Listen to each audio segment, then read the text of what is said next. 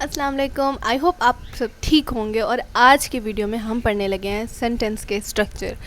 अगर हम सेंटेंस बनाने की बात करें तो सेंटेंस एक वर्ड पर भी मुश्तमिल होता है, जैसा कि run, eat. Complete thought they रहा है, सेंस बन रही है उसकी कोई। और हमने लास्ट वीडियो में सब्जेक्ट और प्रेडिकेट की बात की थी, आपको याद होगा। कोई भी क्लॉज जो कि कंप्लीट सेंस ऑफ मीनिंग देती है, उसमें ये दो चीज़ें कंप्लीट लाजमी होंगी। और सिंपल सेंटेंस में भी ये दोनों चीज़ें लाजमी होंगी, उसके बगैर सेंटेंस अधूरा होगा।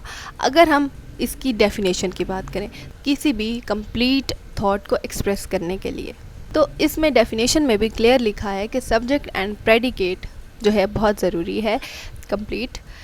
अब टाइप्स की बात करते हैं। टाइप्स कौन कौन सी आ जाती हैं? सिंपल सेंटेंसेस की टाइप्स भी हैं। टाइप्स कंपाउंड भी है, वर्ब और compound subject, single subject single verb. Example देख लेते हैं, एक छोटी सी एग्जाम्पल देख लेते हैं।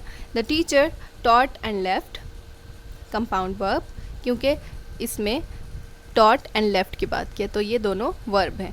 James and John climb to the top of the hill. अब जेम्स एंड जॉन दो सब्जेक्ट्स हो गए, तो ये सिंपल सेंटेंस में ये एक टाइप है उसकी। सिंगल सब्जेक्ट सिंगल वर्ब देखें, द कैंडिडेट जो है सब्जेक्ट है, सिंगल है, डिड वेल सिंगल वर्ब है। इसके बाद ये मोर एग्जाम्पल मैंने दी हुई है, इसमें से आपने खुद आइडेंटिफाई करना है कि कौन सी एग्जाम्पल का क्या है। आप पॉज कर सकते हो वीडियो को और हम नेक्स्ट मूव करते हैं। कंपाउंड सेंटेंस क्या होता है? बहुत इजी है एग्जाम्पल। कंपाउंड का मतलब कि दो इंडिपेंडेंट क्लॉजेस को जब हम जोड़ते हैं येट लगा के कॉर्डिनेटिंग कंजंक्शन के से, तो उसको हम कंपाउंड सेंटेंसेस कहते हैं। नेम से ही शो हो रहा है। जैसे कि एग्जाम्पल है, I am very talented yet I don't use of my talent. अब यहाँ हमने येट लगा के इसको जोड़ दिया है दो इंडिपेंडेंट क्लॉजेस को। अगर हम फर्स्ट वाली देखें, आई एम वेरी टैलेंटेड, तो ये इंडिपेंडेंट क्लॉज है और दूसरी वाली भी इंडिपेंडेंट क्लॉज है। ये किसी पे डिपेंड नहीं करी, लेकिन हमने उसमें येट लगा के उसको जोड़ दिया है। नेक्स्ट है कॉम्प्लेक्स सेंटेंसेस। कॉम्प्लेक्स सेंटेंसेस बहुत इजी हैं। एक इंडिपेंडेंट इसमें क्लॉज होगी और एक डिपेंडेंट क्लॉज होगी।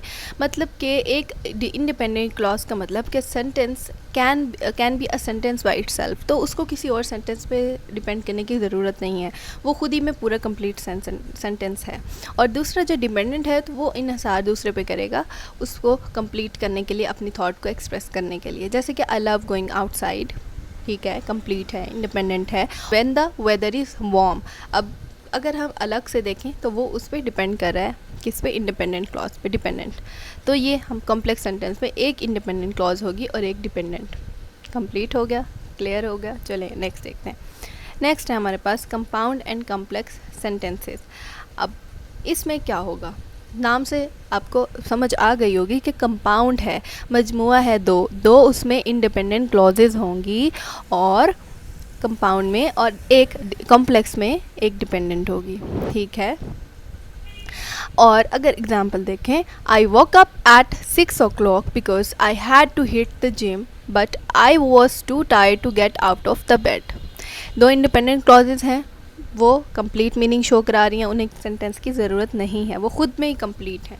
जैसे आई वोक अप एट 6 o'clock और दूसरी but I was too tired to get out of bed, ये दोनों इनकम्प्लीट हैं और डिपेंड कर रही हैं किस पे? Because I had to hit the gym, because ये डिपेंडेंट क्लॉज है। तो आपको अब समझ आ गई होगी कंपाउंड कॉम्प्लेक्स सेंटेंस में दो जो हैं इंडिपेंडेंट क्लॉजेज होती हैं और एक डिपेंडेंट। और हमने कॉम्प्लेक्स में क्या पढ़ा था? एक इंडिपेंडेंट क्लॉज होगी और एक डिपेंडेंट क्लॉज होगी। और हमने कंपाउंड में क्या पढ़ा था? दो इंडिपेंडेंट क्लॉज होंगी जिसमें हम कोऑर्डिनेटिंग कंजंक्शन लगा के उनको जोड़ देंगे।